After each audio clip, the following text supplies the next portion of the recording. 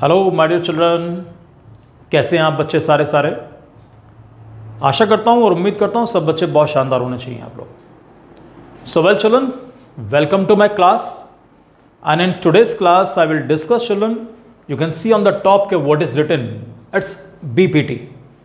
BPT means यानी कि basic proportionality theorem, और इस थ्योरम का एक शॉर्ट नेम भी है, निक नेम। जैसे किसी बच्चे का नाम होता है घर पर चुन्नू मुन्नू बोलते हैं ऐसे, तो थेल्स थ्योरम। हालांकि थेल्स को मैं चुन्नू मुन्नू नहीं कहना चाहिए मुझे कायदे में, कि Thales is a name of mathematician. Clear? तो इसलिए सही नाम इसका कहीं पर अगर ये लिखा मिले थेल्स थ्योरम, तो कोई कंफ्यूज ना हो कि कोई नई चीज कहां से आ गई है। राइट? तो बीपीटी एंड थेल्स थ्योरम एक ही बात है बच्चों। क्लियर? तो सबसे पहले इसका स्टेटमेंट पढ़ लेते हैं कि what the statement says. Statement क्या कह के चलता है इसमें। सबसे पहले क्या चीज इंफॉर्मेशन है कि if a line is drawn parallel to one side of a triangle, आपके सामने ट्राइंगल एबीसी है, इस ट्राइंगल एबीसी के अंदर एक साइड के पैरेलल कहीं से भी लाइन ड्रॉ कर दो, और जैसी लाइन को ड्रॉ करेंगे तो आगे पढ़ते हैं, to intersect the other two sides in distinct points. भाई सीधी बात है, जब लाइन ड्रॉ करोगे तो बाकी दो साइड को डिस्टिंक्ट पॉइंट पे काटेगी वो, या टच करेगी। Then the other two sides are divided in the same ratio. इसका मीनिंग समझेंगे सब लोग, इसका मीनिंग क्या है। तो सबसे पहले काम करते हैं, द फर्स्ट इंफॉर्मेशन कि we have to draw a line which is parallel to any side. Either we can draw, A B के पैरेलल ड्रॉ करूंगा तो ऐसे ड्रॉ करूंगा, बी सी के पैरेलल करेंगे तो इधर से करेंगे, और प्यारे बच्चों अगर ए सी के पैरेलल करूंगा तो यहां से करूंगा। तो हम एक काम करते हैं, हम बी सी के पैरेलल ड्रॉ कर लेते हैं। तो चलिए सर, बी सी के पैरेलल लेके चलेंगे प्यारे बच्चों, यहां से लेके चलेंगे ए, ये लीजिए, दिस इज पॉइंट डी, इसको मैं डी मान लेता हूं, and this point is to be taken as E. अब देखो उसका मीनिंग क्या होगा। हमारे पास इंफॉर्मेशन गिवन क्या है प्यारे बच्चों, गिवन इंफॉर्मेशन इज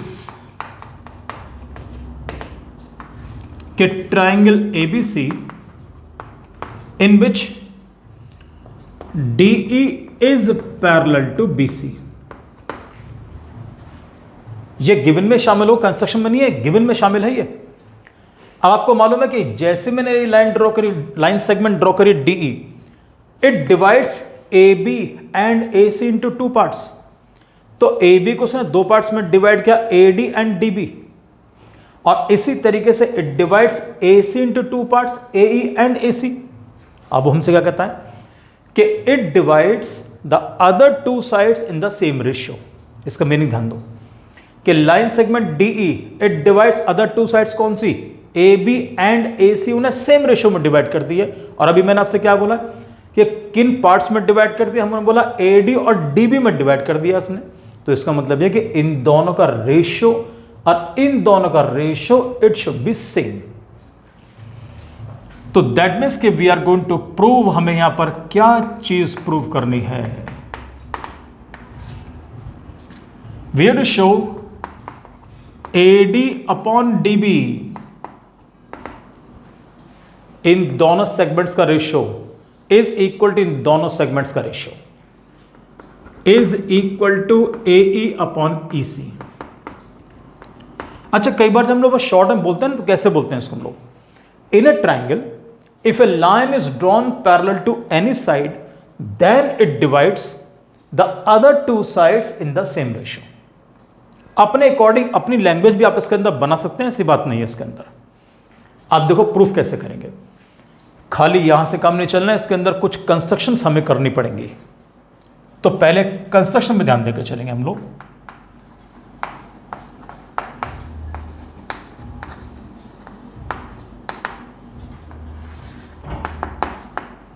राइट? तो कंस्ट्रक्शन जो करेंगे बेटा, तो कंस्ट्रक्शन हम लोग क्या करेंगे इसमें, सबसे पहले we will draw a perpendicular from E to this line segment. तो परपेंडिकुलर चलो पहले बना लेता हूं मैं, ये लीजिए पहला परपेंडिकुलर मैंने ये बनाया, इसका नाम रख के चलूंगा EF। अब एक बात ध्यान देना सब बच्चे, जैसे मैंने E से परपेंडिकुलर ड्रॉ किया F इसके, अब ये मुझे पता नहीं किसके ऊपर ड्रॉ कर रहा हूं मैं, मैं कई बार बच्चों से पूछता हूं भाई EF परपेंडिकुलर ड्रॉ करने के लिए जा रहा हूं, किस लाइन सेगमेंट पर ड्रॉ कर रहा हूं। कई बार बच्चे कहते हैं सर AD के ऊपर।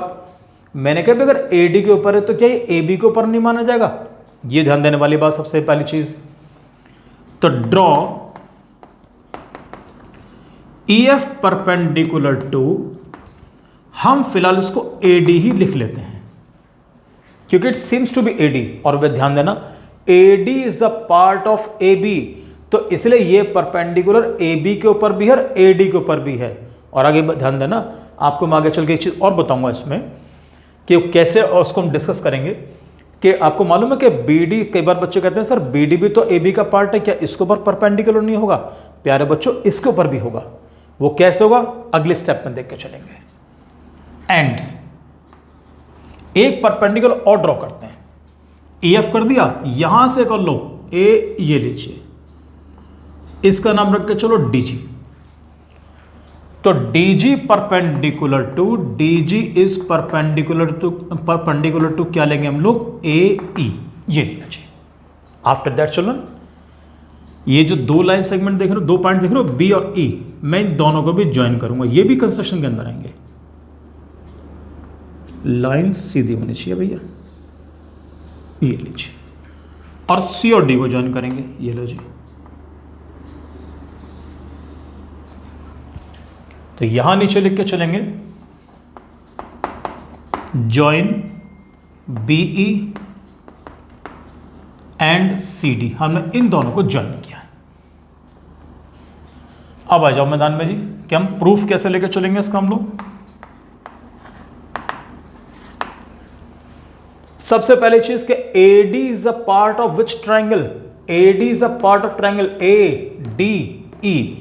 तो can you find out the area of triangle? यहां पर हम एरिया ऑफ ट्राइंगल जरूर निकालेंगे हम लोग।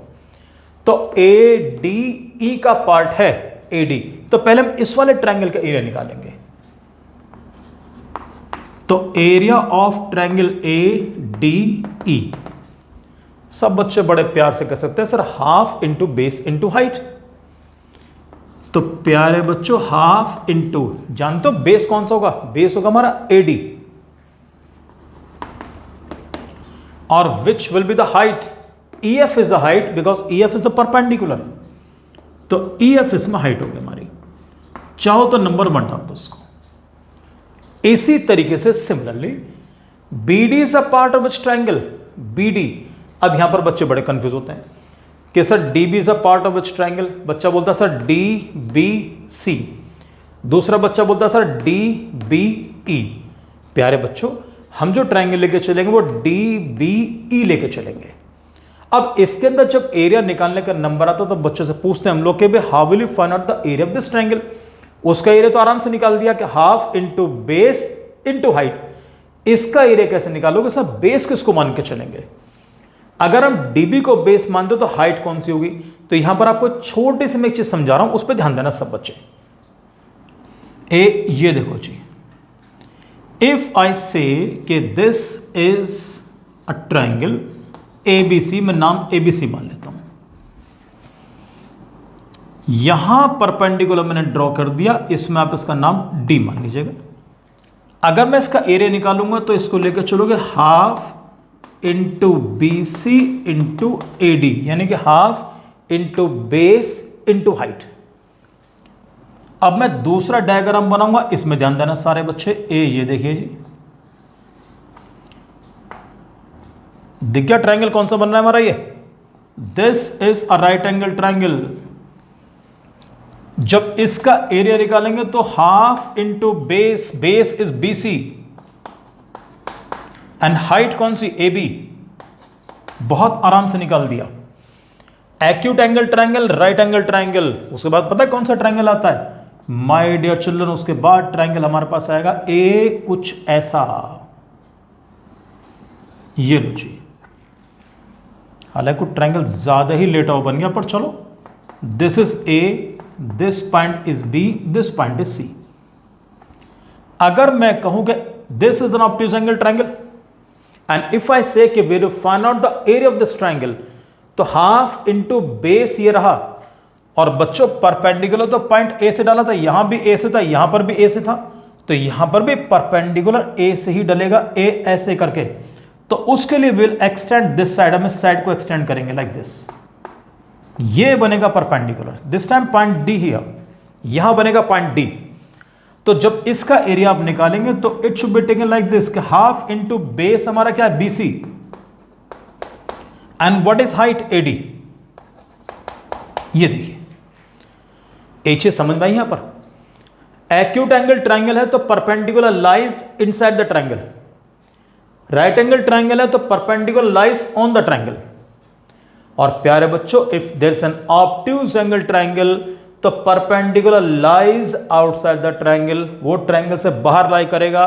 तो यहां मैदान में जाओ सारे बच्चे, what type of triangle is DBE, DBE, this is an obtuse angle triangle. तो यहां ऑब्ट्यूज एंगल ट्राइंगल के अंदर perpendicular it lies outside the triangle, उसके बाहर लाई करेगा। तो बेस लिया बीडी हम लोगों ने, तो परपेंडिकुलर ये होगा जो ई से आ रहा है इसके ऊपर, तो EF will be the perpendicular. तो चलिए सर इसका एरिया निकालता हूं मैं। तो area of triangle DBE is equal to half into base into height, base हमारा क्या है डीबी, और हाइट क्या चलेगी ईएफ। This is number 2। इसको मैं एक और तरीके से कहते हैं हम लोग, ईएफ इज परपेंडिकुलर। जब शुरू में कहा था ना कि भी किसके ऊपर परपेंडिकुलर है, कुछ बच्चे कहते हैं एडी के ऊपर परपेंडिकुलर है, कुछ कहते हैं सर एबी के ऊपर परपेंडिकुलर है। बच्चों ध्यान देकर चलना, बेस सेम है तीनों ट्राइंगल्स का, तो परपेंडिकुलर तीनों पे सेम होगा। तीन ट्राइंगल कौन से, एक तो बना ए डी ई, दूसरा कौन सा बना डी बी ई, और तीसरा कौन सा बना ई ए बी। ये पूरा triangle clear, same base same perpendicular. अब आओ जी प्यारे बच्चों, एडी और डीबी मेरे पास दोनों हैं, लेकिन मुझे चाहिए एडी अपॉन डीबी, हमें तो अपॉन के फॉर्म में चाहिए, फ्रैक्शन के फॉर्म में चाहिए। तो उसके लिए हम क्या करेंगे, मैं फर्स्ट और सेकंड दोनों को डिवाइड करूंगा मैं। तो डिवाइड करेंगे तो हमें क्या मिला, area of triangle ADE upon area of triangle DBE is equal to, ऊपर लिखा है हाफ इंटू, इसका एरिया क्या था प्यारे बच्चों एडी इंटू ई एफ, नीचे वाले का एरिया डीबीई का ये पूरा लिखा हुआ है, क्या लिखा है half into dB into E F. Sir half साफ कटा, ई एफ से ई एफ कटा, हमारे पास क्या बच गया A D upon D B. इस पे चाहो तो नंबर 3 डाल दो, तो I got A D upon D B. इसी तरीके से आप ए ई अपॉन ई सी, उसके लिए आपको ये पूरा करने की जरूरत नहीं है। ज्योमेट्री के अंदर एक बहुत अच्छा वर्ड होता है सिमिलरली, तो we will use the word similarly. तो यहां I will write here similarly. अब इसमें ध्यान देना कि यहां पर कौन से दो ट्राइंगल लिए जाएंगे, ए ई अपॉन ई सी है, देखो A D upon D B we got it, हमें अब चाहिए A E upon E C. तो A E is a part of which triangle, A D E, या ए ई डी कर दो, it makes no difference. E C is a part of which triangle, E C D, कोई difficulty नहीं। तो I am writing here के area of triangle A E D, और नीचे लिख के चलो माय डियर चिल्ड्रन के area of triangle E C D कर लेते हैं हम लोग। चलो जी ई सी डी कर दिया, is equal to, write down directly A E upon E C, इस पे डालो नंबर 4। अगर कोई बच्चा पूरा शो करना चाहता शो कर सकता है, कोई डिफिकल्टी नहीं है, तो भाई डायरेक्ट लिख दो, नो प्रॉब्लम। अब ध्यान दो, हमें तो A D upon D B is equal to A E upon E C चाहिए, इन दोनों को बराबर शो करना है। इन दो को बराबर मैं तब शो करूंगा अगर ये दो मुझे बराबर मिल गए तो देखते हैं दोनों कितने आपस में इक्वल मुझे मिले हुए हैं पहले से ही। न्यूमरेटर ध्यान दो, what is a numerator, area of triangle A D E, second वाले में area of triangle A E D, जानते हो ए डी ई और ए ई डी तो सेम ही है, तो न्यूमरेटर आपको सेम मिल गया, क्या डेनोमीटर्स को सेम कर सकते हैं हम लोग? डेनोमीटर हम देकर चलना बहुत अच्छे तरीके से। Area of triangle DBE, where is DBE? DBE, okay. Area of triangle ECD, नीचे वाले में क्या लिखा? ईसीडी, तो ईसीडी। यहां पर मैं काम करता हूं आपके लिए, जैसे दो ट्रायंगल्स है ना, जो डेनोमीटर्स लिखे हैं बहुत ध्यान से चलना, दोनों डेनोमीटर्स को। डीबीई, ए भैया डीबीई, इसको मैं शेड करता हूं, और जैसे ही मैं शेड करूंगा तुम्हारे मन में सॉल्यूशन अपने आप आना शुरू हो जाएगा। हम ऐसा कुछ क्लास 9th में कर चुके हैं प्यारे बच्चों। और दूसरे का डेनोमिनेटर क्या लिखा? ईसीडी। चलो जी, वेयर इज ईसीडी? ई, सी और डी। चलो सर ईसीडी जरा,